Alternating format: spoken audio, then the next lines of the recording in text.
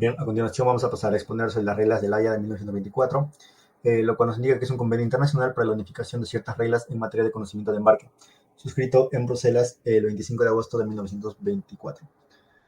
Bien, eh, este convenio en sí nos muestra diferentes artículos, los cuales vamos a pasar a exponer. Primeramente, en el artículo 1 encontramos, por ejemplo, los conceptos de transportador, que comprende al propietario del buque, o también conocido como fletador, que forma parte de un contrato de transporte con un cargador. También encontramos el contrato de transporte, que se refiere únicamente al contrato de transporte documentado por un conocimiento de embarque o cualquier documento que sea de título similar,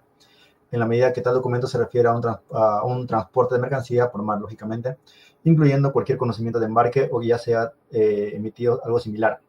en virtud de un contrato de fletamento. También encontramos conceptos como la mercancía, que comprende bienes, objetos o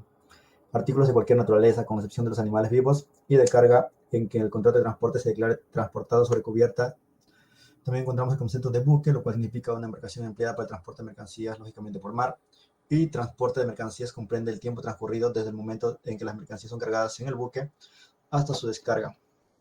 Luego de esto encontramos el artículo 2, que nos menciona que bajo la reserva de las disposiciones del artículo 6, que lo voy a explicar mi compañero más adelante, el transportador, bajo cualquier contrato de transporte de mercancías por mar en relación a la carga, manipulación, estilo de transporte, custodia, cuidado y descarga de mercancías, estará sujeta a las responsabilidades y obligaciones y gozará de los derechos y exoneraciones que se mencionan a continuación. En el artículo 3 menciona básicamente las obligaciones del transportador, el antes y al comienzo del viaje, a ejercer una diligencia razonable para poder, por ejemplo, poner el buque en condiciones de navegabilidad,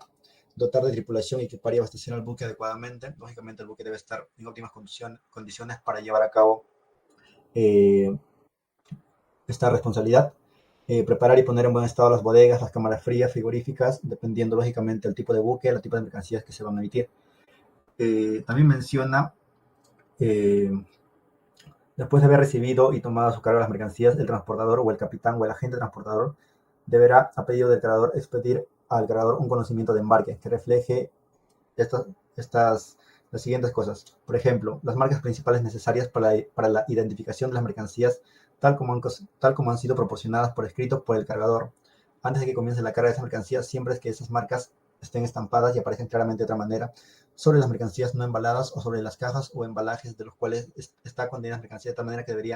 deberían normalmente de quedar legibles para el fin de viaje. Siempre para poder encontrar, saber o poder diferenciar las mercancías que están en cada contenedor. También debe ser importante el número de bultos, de piezas o la cantidad, el peso según los casos, tal como hayan sido consignados por el escrito del cargador. También encontramos el estado y la condición aparente de las mercancías, lo cuales deben ser lógicamente declaradas tal cual hayan sido estas cargadas. Sin embargo, ningún transportador, capitán o agente transportador estará obligado a declarar o mencionar en el conocimiento de embarque sobre las marcas, número, cantidad o peso de las cuales él tenga razón fundada para suponer que no representa efectivamente las mercancías que haya recibido.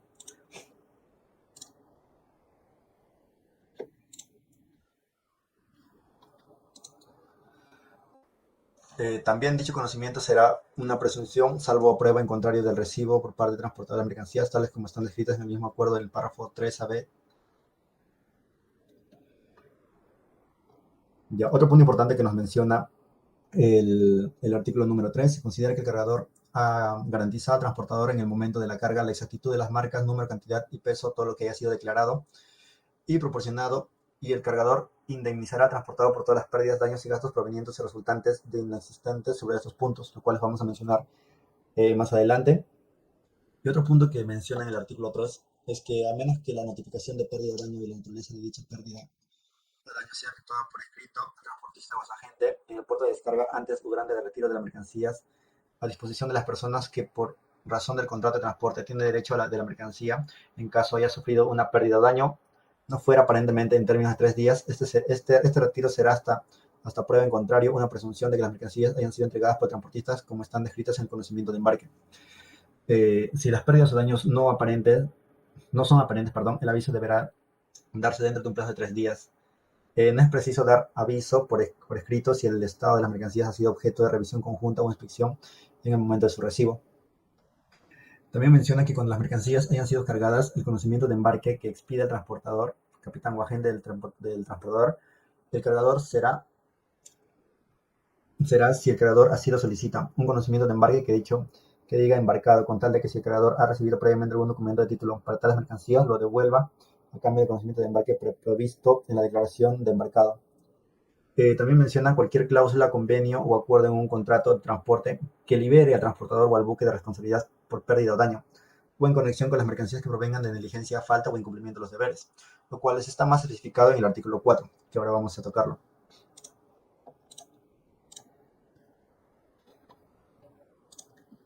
Bien, en el artículo 4 nos mencionan que ni el transportador ni el buque serán responsables de las pérdidas o daños que provengan o resulte del estado de la falta de condiciones de navegabilidad del buque. A continuación vamos a ser más específicos. Menciona que ni el transportador ni el buque serán responsables por pérdida o daños que surjan o resulten de las siguientes cosas. Por ejemplo, actos de negligencia o falta de capitán, marinero práctico o los empleados del transportador en la navegación o en el manejo del buque. Un incendio a menos que sea causado por un hecho o falta del transportador. Peligro, riesgos o accidentes de mar o de otras aguas navegables. Actos fortuitos, hechos de guerra, actos de enemigos públicos, arresto o coacción por soberana autoridad de sus pueblos o una embarcación judicial, restricciones de cuarentena, acto u omisión de carga o propietario de las mercancías de su agente o representante, huelgas o paros o trabas o puestas de trabajo provenientes de cualquier causa que sea parcialmente o general, motines, salvamento, tentativa de vida o bienes en el mar, disminución en volumen o peso o cualquier otra pérdida o daños originadas de un defecto inherente a naturaleza especial o vicio propio de las mercancías, también insuficiencia de embalaje que cabe más responsabilidad sobre el exportador en este caso, defectos latentes no descubiertos por el ejercicio de una diligencia razonable y cualquier otra causa que no provenga de un acto o de culpa del transportador. También mencionan que el cargador no será responsable de las pérdidas o daños sufridos por el transportador o el buque que provengan o resulten de cualquier causa en que no haya acto, culpa o negligencia del cargador, o de sus agentes o de sus empleados. También el transportador y el buque no serán responsables en ningún caso de las pérdidas o daños causadas a las mercancías o concernientes a las mismas por una suma que exceda la de 100 libras esterlinas por bulto o unidad, o el equivalente a esa suma en otra moneda, a no ser que la naturaleza y el valor de esas mercancías hayan sido declaradas. También menciona que las mercancías de naturaleza inflamable, explosivas o peligrosas cuyo embarque no habrían permitido el transportador, el capitán o el agente del transportador a conocer su naturaleza o su carácter, eh, ellos podrán hacer en cualquier momento antes de su descarga, desembarque en cualquier lugar, eh, o destruidas o transformadas en inofensivas por el transportador sin ninguna indemnización. El cargador de esas mercancías será responsable de todo daño y gastos que provengan o resulten directa o indirectamente de su embarque. Si alguna de esas mercancías embarcadas, con el conocimiento y consentimiento del transportador, llegara a constituir un peligro para el buque o la carga, podrán del mismo modo ser desembarcada o destruida o hechas inofensivas por el transportador, sin responsabilidad por parte del transportador, salvo si se trata de una avería gruesa, donde proceda a declararla. Ahora pasamos al artículo número 5, que básicamente nos dice que el transportador estará en libertad de renunciar en todo o en parte de sus derechos y exoneraciones o de incrementar las obligaciones y responsabilidades que le corresponden de acuerdo con las reglas contenidas en los artículos, con tal de que renuncia o incremento si se inserta en el conocimiento de embarque entregado al cargador. Ninguna de las disposiciones de estas reglas se aplicarán a los contratos de fletamento, pero si se emiten conocimientos de embarque de un buque sujeto a un contrato de fletamento quedarán sometidos a lo de las condiciones de estas reglas. Ninguna disposición de estas reglas consideran que impide la inserción en un conocimiento de embarque de cualquier disposición lícita con respecto a la empresa. Bien, a continuación mi compañero va a continuar con la exposición. Bueno, continuando, tenemos el artículo 6. Este artículo básicamente nos dice que las partes, en este caso el transportista y el cargador, pueden hacer acuerdos especiales para casos particulares de transporte. Pero estos deben cumplir con dos condiciones. No pueden ir contra el orden público y no pueden aplicarse a líneas regulares de navegación. En el artículo 7 nos dice básicamente que preserva la aplicación de las leyes nacionales sobre la limitación de responsabilidad de los propietarios de buques, permitiendo que coexistan junto con las reglas establecidas en el convenio. En el artículo 8, básicamente se ha hecho para fortalecer al artículo 7, ya sea en las leyes especiales sobre la limitación de responsabilidad en la navegación interior o en las convenciones internacionales existentes o futuras que regulen la limitación de responsabilidad de los propietarios de buques. En el artículo 9 nos dice que cuando el convenio habla de dinero o valores monetarios, estos deben entenderse en valor oro. ya que el país que use otra moneda puede hacer la conversión a sus propias monedas, redondeando las cifras de manera práctica. Y el artículo 10 nos dice, las reglas se aplican a cualquier conocimiento de embarque emitido en uno de los estados contratantes. Continuando con la exposición, el artículo 11 nos dice, o prácticamente nos describe el proceso de ratificación de la convención, con el gobierno belga como depositario de las ratificaciones. En el artículo 12 nos dice que todos los estados no signatarios pueden adherirse a la convención notificando al gobierno belga. En el artículo 13 nos dice que los países que firman la convención pueden decidir que no se aplique a ciertos territorios bajo su control, como colonias, y más adelante pueden elegir aplicar o dejar de aplicar la convención a sus lugares de manera individual. En el artículo 14 nos dice básicamente que la convención empieza a ser válida un año después de que el grupo inicial de países la ratifique. Para los países que se unan después comenzará a aplicarse 6 meses después de que notifiquen su ratificación. Por último tenemos el artículo 15 y 16, el cual nos dice, si un país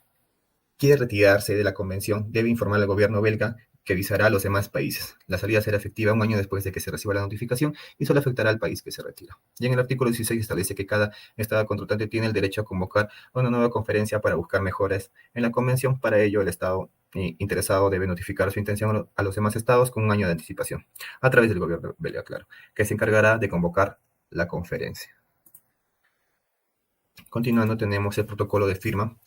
el cual aclara que los países firmantes pueden implementar la convención dándole fuerza de la ley o adaptándola a su legislación nacional. También se reservan ciertos derechos, como permitir que el portador del conocimiento de embarque pueda determinar la culpa personal del transportador en algunos casos, y aplicar las disposiciones del artículo 6 a todo tipo de mercancías en el cabotaje nacional sin restricciones del artículo.